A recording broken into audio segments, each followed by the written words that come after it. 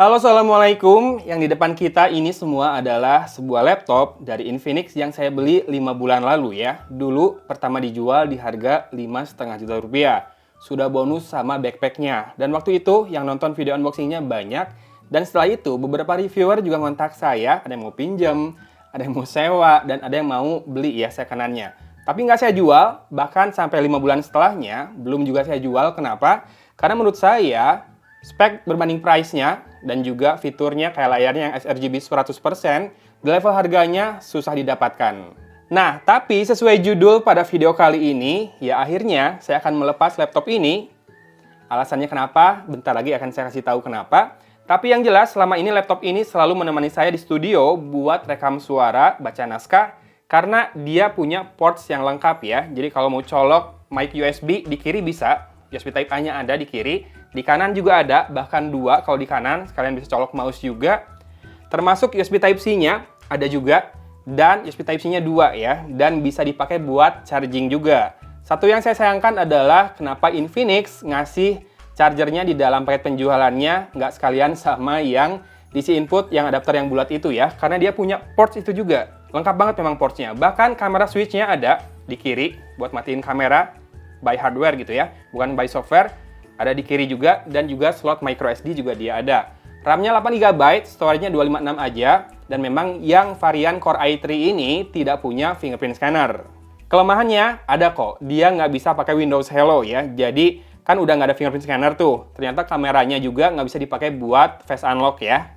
Dua kelemahan lagi, ya perekaman kameranya kalau buat ngerekam video gitu ya, selalu ada bunyi dengung, sampai sekarang juga masih ada. Dan kemudian keyboardnya saya rasa kurang nyaman dipakai buat ngetik ya.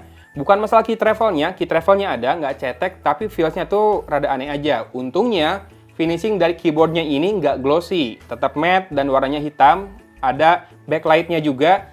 Tapi kalau dipakai ngetik tuh rada aneh ya, sering typo, sering mistype.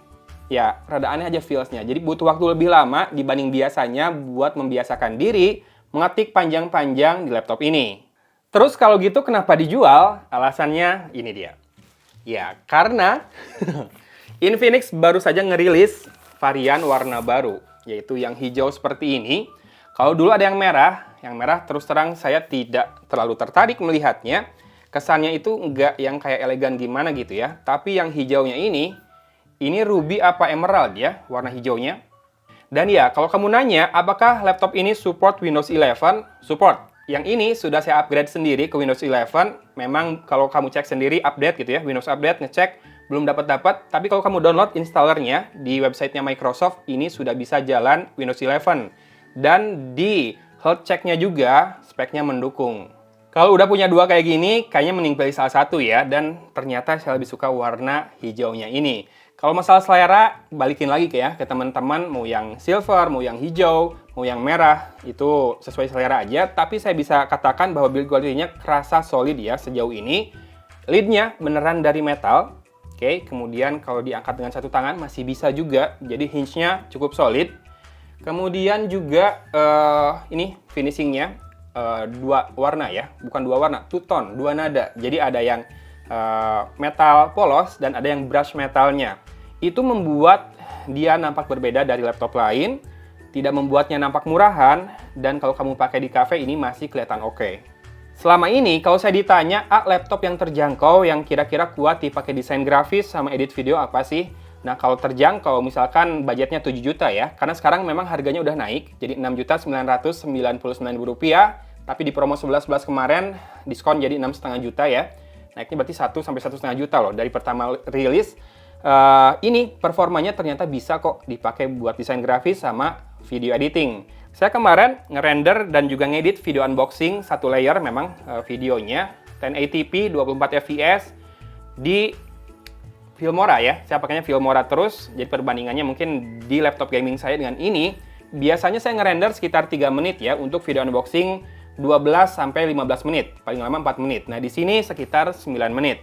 Jadi render video satu layer unboxing 8 menit dan ini dengan baterai ya, nggak dicolok listrik.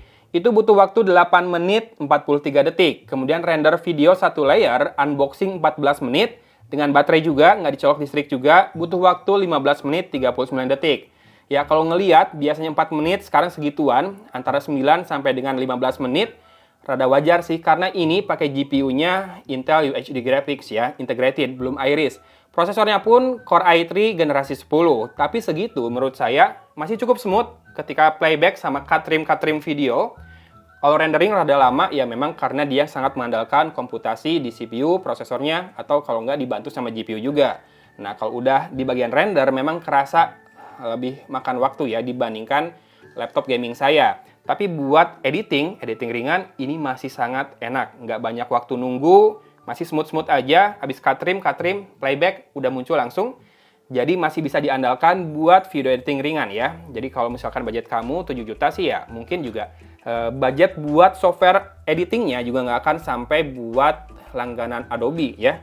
Jadi kalau Filmora itu setahun itu kalau nggak salah sekitar 40-50 dolar. Dan yang lifetime itu sekitar 70 dolaran ya. Saran saya ambil yang lifetime aja, serius deh nggak akan nyesel. Nah, saya bacain lagi ya data dari hasil penjualan kemarin. Jadi ketika ngedit 20 menit itu baterainya turun 14%. Lagi-lagi nggak dicolok listrik ya ini ya, ngandelin baterai doang. Total ngedit sekitar 1 jam plus render, baterai itu masih sisa 61% ya, dari tadinya penuh. Kemudian upload, sisa baterai 50%, jadi total selama 1,5 jam, ngedit, render, dan upload itu habis baterai 46%. Ini rata-rata aja ya, perkiraannya. Biasanya saya ngelakuin hal itu, render cuma 3-4 menit di laptop gaming saya. Di sini butuh waktu lebih lama memang. Kemudian setelah itu, saya pakai laptop ini buat menulis naskah sambil browsing dan juga streaming lagu selama 3 jam dan baterainya masih tersisa 32%. Lanjut lagi, zoom sejam, baterainya akhirnya tersisa 19% nih.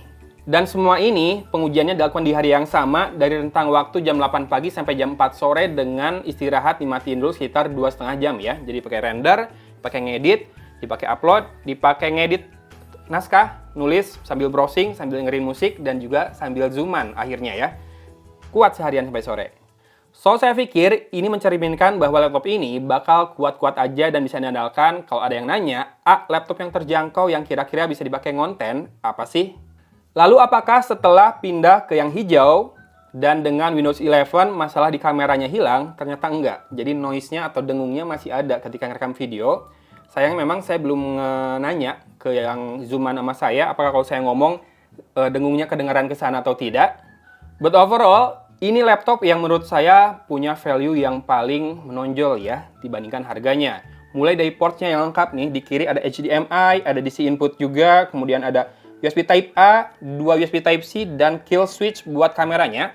Kemudian di sisi kiri ada Kensington lock, kemudian 2 port USB Type A, jack audio combo 3,5 mm dan slot micro SD. Dan laptop ini dipakai buat ngangkat mikrofon USB yang saya punya, selalu berhasil dengan gain yang baik ya.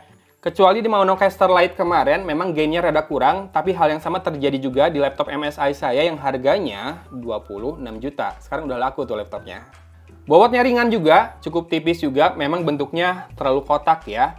Tapi buat multimedia juga ini enak, di mana layarnya yang Full HD ini sudah punya reproduksi warna sRGB 100% dan juga audionya ini dari DTS Sound ya. Cukup banget buat kamu enjoy konten streaming atau musik tanpa harus nambahin Bluetooth speaker.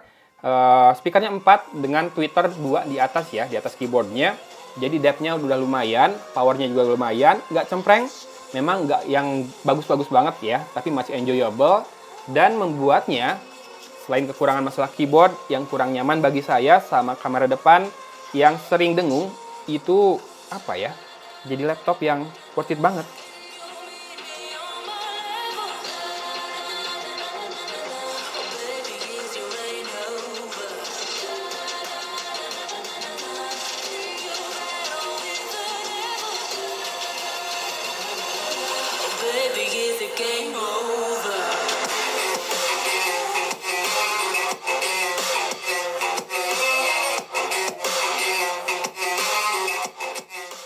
So, kalau saya boleh tanya, dengan budget 7 juta, maukah kamu menggunakan laptop Infinix dari brand smartphone yang baru pertama kali ngeluarin laptop dan menurut saya juga penjualannya lumayan berhasil? Dan warna apa yang akan kamu pilih? Silahkan tulis di kolom komentar ya. Nggak ada giveaway. Ini hanya pengen tahu aja pendapat teman-teman warna apa yang paling kece dari Infinix InBook X1 ini ya. Ini bukan yang Pro pakai Core i7 kalau nggak salah. Harganya juga udah belasan ya kalau nggak salah ya. Atau udah mepet ke 10 juta. Yang Core i5 juga ada, tapi yang paling worth the money, price versus spec-nya menurut saya adalah yang i3 ini. So, akhirnya saya punya jawaban tiap kali orang nanya, laptop yang cukup terjangkau apa sih yang kuat buat dipakai konten, bikin konten YouTube, atau desain grafis? Ya, ini adalah salah satu jawabannya, meskipun harganya sudah naik dari 5,5 juta di awal muncul, sekarang sudah 7 juta, atau mungkin kalau dengan promo 6,5 juta, masih worth it kok dengan harga segitu. Dan kalau kamu memang tertarik juga, link pembeliannya akan ada di deskripsi video ini. Mungkin link juga ke lapak scanan saya, siapa tahu ini nongkrong di sana. Oke, yang silver tentunya yang saya jual ya. Terima kasih sudah menyimak video kali ini. Kalau misalkan ada yang mau ditanya-tanyain lagi, lebih detail soal performa atau detail apapun tentang laptop ini, boleh tanya di kolom komentar. Jangan lupa bersyukur biar harimu lebih menyenangkan dan juga berbahagia. Dari kota Cimahi, Agon pamit undur diri. Wassalamualaikum warahmatullahi wabarakatuh.